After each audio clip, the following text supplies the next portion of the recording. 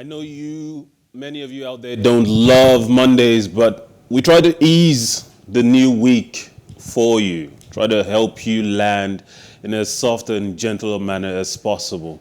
There's always time for work, but a little play never hurt anyone. Now, we'll start in Nigeria with some Plus Sports on Plus TV Africa. My name is Mikhail Tinubu, and the Athletics Federation of Nigeria has announced that athletes for the upcoming African Senior Championships will be chosen at the second all-comers competition in Lagos this week. Nigeria's best athletes are expected in Lagos on Thursday and Friday for the AFN second all-comer competition, which will be held at the Yaba College of Technology. The two-day event, according to AFN Secretary General Prince Adisa Adeniyi Beyoku, will serve as selection trials for home-based athletes for the 22nd African Senior Athletics Championships, which will be held from June 8th to 12th, 2022 in Mauritius. He reminded all states, clubs, and institutions planning to compete to confirm their entries upon their arrival at the venue on Wednesday, April 27th, 2022. AFN Technical Director Samuel Onikeku explained that the AFN All-Comers competition would also give athletes who want to compete in the championship a chance to meet the qualification standard before the window closes on April 30th, 2022. Now, of course, we love our athletics in Africa. On the continent, we do well enough to be considered perennial winners. But we are hoping and looking forward to that this time around, our athletes are able to do well enough that we don't continue to have this debate about whether the able-bodied athletes do just as well as the Paralympians, who oftentimes go to the Paralympics and bring home more gold, more silver, and more bronze, more medals in general than the able-bodied athletes. Should our athletes compete and compete with dignity in this competition, then they will be on their way to preparing for the next 4 years of that is expected between now and the next Olympics. Now, the professional football match between Union Magdalena and Junior de Barranquilla was cancelled on Saturday night, April 23rd, after fans clashed at the stands and invaded the pitch of the Sierra Nevada Stadium in Santa Marta. One person died in the incident, according to reports. That video right there, it goes to the heart of the topic I really want to discuss today. Now, football hooliganism is not new. It's has been a part of the sport for as long as the sport has existed, especially in England, where the sport is famed to have started.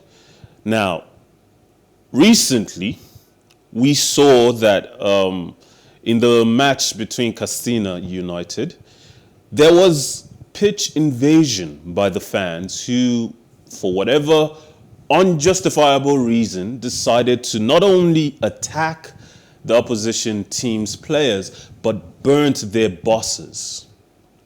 This happened in Colombia. This particular video you're looking at right now. All this pitch invasion ultimately led to the death of one person. Now, it may not have been intended, but even if the person died from trampling by the fans, it is still a stain on the sport.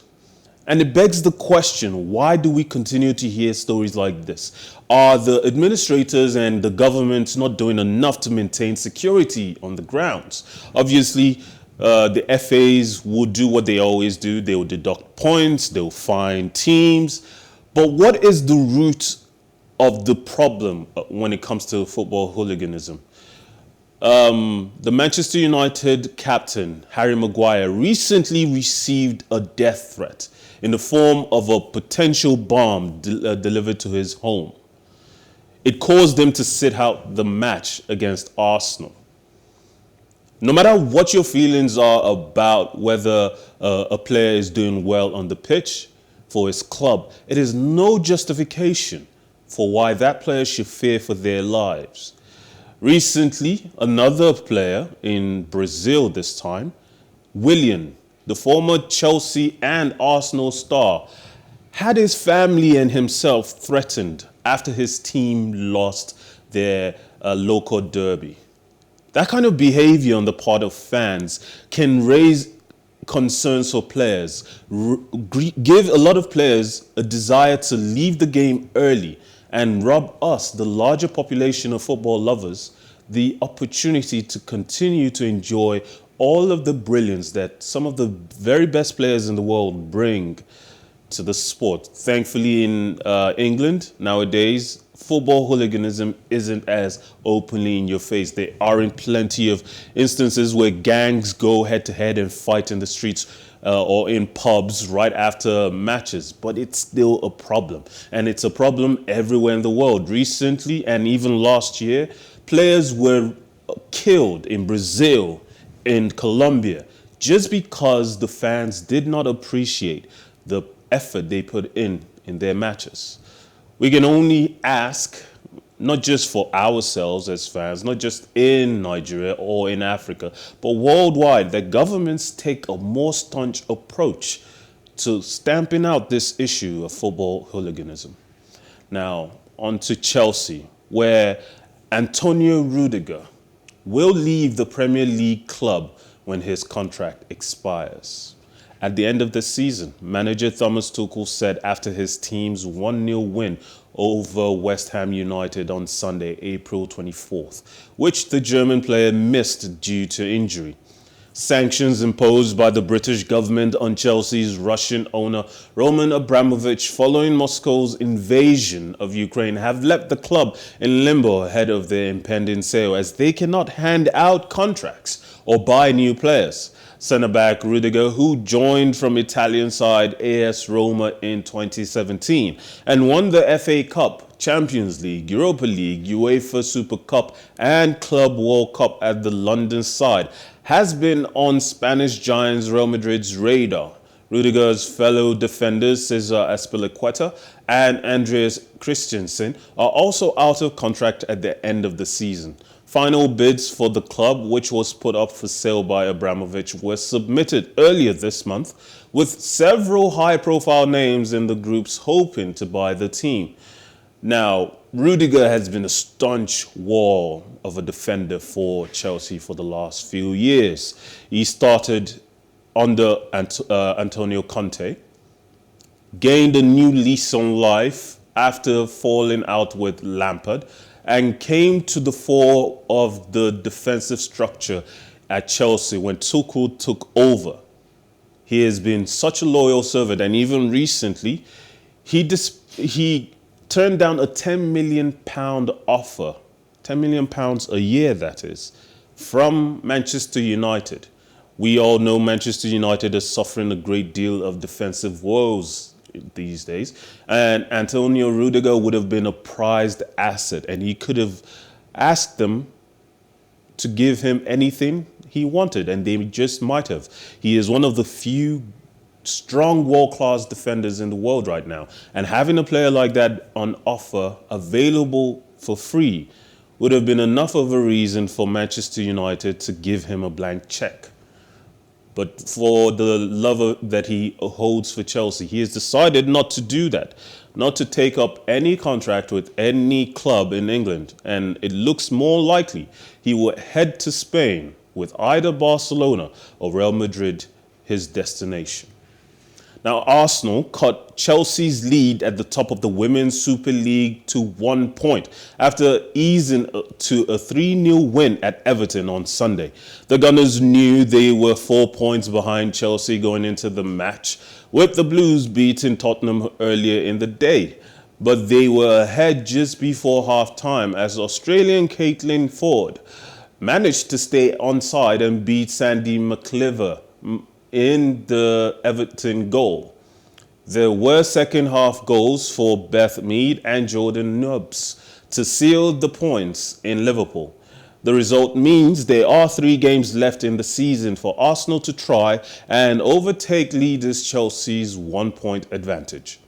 In tennis, Carlos Alcaraz eased past 8th seed and fellow Spaniard Pablo Carreño Busta 6-3, 6-2 to win the Barcelona Open on Sunday, April 24th. With rain causing the semi-finals to also be played on Sunday, the 18-year-old earlier saved 2 match points and needed 3 hours, 40 minutes to beat Australian Alex de Minaur in the longest best-of-3 match of the season.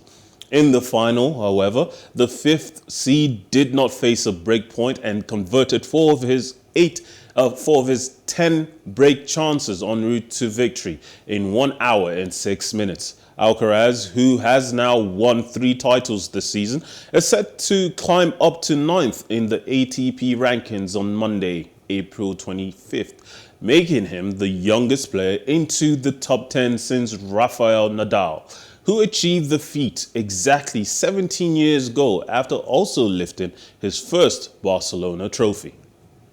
Alcaraz is the champion, and matching Rafael Nadal's record is no mean feat for an 18-year-old. Congratulations, Alcaraz. Now, the Denver Nuggets kept their playoff hopes alive with a 126-121 win over the Golden State Warriors on Sunday to force Game 5. The Nuggets are the only franchise to have turned around 3-1 deficits in consecutive series when they overcame both the Jazz and Clippers against the odds 2 years ago. MVP favorite Nikola Jokic clocked up 37 points and assisted Will Barton for the decisive 3-pointer with just 8.3 seconds on the clock after Monte Morris broke a 121-all tie. Steph Curry scored 33 points for the Warriors, despite missing 13 of 23 shots and going 3 from 11 from range, as well as missing 4 free throws for the first time in his NBA career. My name is Mikhail Tinubu. As always, it's a pleasure having you on Plus Sports on PlusTvAfrica. Have a wonderful day, and as I always remind you, life is never boring with some sports.